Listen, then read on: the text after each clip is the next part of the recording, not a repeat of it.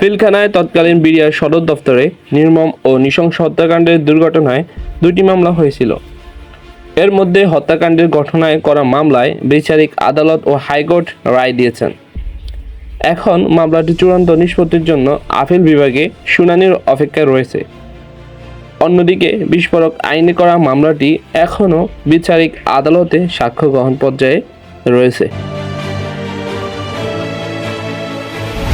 16 বছর আগে 2009 সালের 25শে ফেব্রুয়ারি সীমান্তরক্ষী বাহিনী বিডিআরের সদর দপ্তর ঢাকা পিলখানায় নৃশংস হত্যাকাণ্ড চালানো হয়। এতে বিডিআরের তৎকালীন মহাপরিচালক মেজর জেনারেল শাকিল আহমেদ সহ 57 জন সেনা কর্মকর্তা নিহত হন। সব মিলিয়ে তখন পিলখানায় নিহত হন 74 জন। সেদিন পিলখানায় থাকা সামরিক বাহিনীর কর্মকর্তাদের পরিবারের সদস্যরাও নৃশংসতার শিকার হন।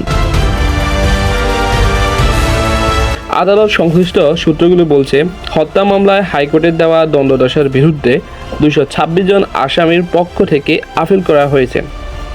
অন্যদিকে হাইকোর্টের রায়ে যারা খালাস পেয়েছেন এবং যাদের সাজা কমেছে এমন 83 জন আসামির বিষয়ে 20টি লিভ টু আপিল করেছে রাষ্ট্রপক্ষ। এইসব আপিল ও লিভ টু আপিল শুনানির অপেক্ষা রয়েছে। এই শুনানি হবে আপিল বিভাগে।